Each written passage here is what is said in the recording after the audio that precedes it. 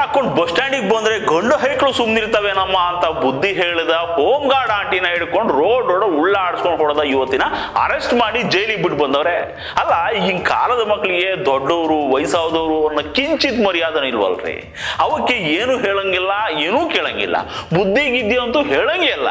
ಯಾಮಾರು ಹೇಳೋಕ್ ಹೋದ್ರೆ ಹಿಂಗ್ ಒದೆ ತಿನ್ಬೇಕಾಗತ್ತೆ. ಮೊನ್ನೆ KR ಪುರಂ ಬಸ್ ಸ್ಟ್ಯಾಂಡ್ ಅಲ್ಲಿ ಇದೇ ಆಗಿರೋದು ನೋಡಿ. ಈ ಉಳ್ಳಿಗೆ ಕಣ್ಣು ಬಿಡ್ಕೊಂಡು ಮಳ್ಳಿ ತರ ನಿಂತವಳಲ್ಲ, ಈ ಹುಡುಗಿ ಹೆಸರು ದಾಮಿನಿನೋ ಮೋಹಿನಿನೋ ಅಂತೆ.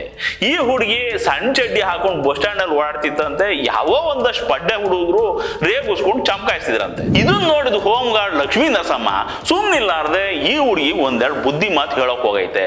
ವಯಸ್ಸಾದ ಜೀವ ಬಾಯಿ ಸುಮ್ನಿರಲ್ಲ, ಈ ತಾಯಿ ಮನೇಲೂ ವಯಸ್ಸಿಗೆ ಬಂದಿರೋ ಮಕ್ಳಿದಾವೋ ಏನೋ ಪಾಪ. ಹಂಗೆ ಅಂದ್ಕೊಂಡು ಈ ಹುಡುಗಿಗೆ ಹಿಂಗ್ ಯಾಕಮ್ಮ ಸಣ್ಣ ಸಣ್ಣ ಚಡ್ಡಿ ಹಾಕೊಂಡು ರೋಡಿಗೆ ಬರ್ತೀರಾ, ಇನ್ನು ಚೂರು ದೊಡ್ಡ ಚಡ್ಡಿ ಹಾಕೊಂಡಿರಿ, ನಿಂದೇನ್ ಗಂಟು ಹೋಗಿರೋದು ಅಂತ ಹೇಳಿ ಬುದ್ಧಿ ಹೇಳೋದಕ್ಕೆ ಹೋಗೈತೆ. ಈ ಮಕ್ಕಳು ಮನೇಲಿ ಅಪ್ಪ ಅಮ್ಮ ಬುದ್ಧಿ ಹೇಳಿದ್ರೆ ಕೇಳಲ್ಲ, ಇನ್ನು ರೋಡಲ್ಲಿ ಬಂದು ಯಾರಾದ್ರೂ ಬುದ್ಧಿ ಹೇಳಿದ್ರೆ ಕೇಳ್ತಾವ. ನೀನ್ ಯಾವಳೆ ಇದನ್ನೆಲ್ಲ ಹೇಳಕ್ಕೆ, ನನ್ಗೆ ಹೇಳಕ್ ಬಂದಿದ್ಯಲ್ಲ ಅಂತ ರೋಜ್ಗೆ ಈ ಹುಡುಗಿ ಮೈ ಮೇಲೆ ಬಿದ್ದವಳೆ. ಪಾಪ ಲಕ್ಷ್ಮೀ ನರಸಮ್ಮನ್ ಜೂಟ್ ಹಿಡ್ಕೊಂಡು ರೋಡಲ್ಲೇ ಕೆಳಕೊಂಡು ಬುಡಿಯೋಕ್ ಶುರು ಮಾಡ್ಬಿಟ್ಟವಳೆ.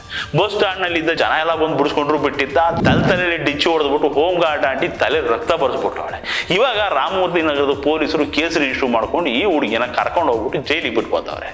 ಮೂರು ಬಿಟ್ಟು ದಾರಿ ತಪ್ಪಿದ ಮಕ್ಳಿಗೆ ಬುದ್ಧಿ ಹೇಳಿದ ತಪ್ಪಿಗೆ ವಧೆ ತಿಂದ ಲಕ್ಷ್ಮೀ ನರಸಮ್ಮ ಮನೇಲಿ ರೆಸ್ಟ್ ಮಾಡ್ಕೊಂಡು ಗಾಯವಾಸಿ ಮಾಡ್ಕೊಂತ ಐತೆ.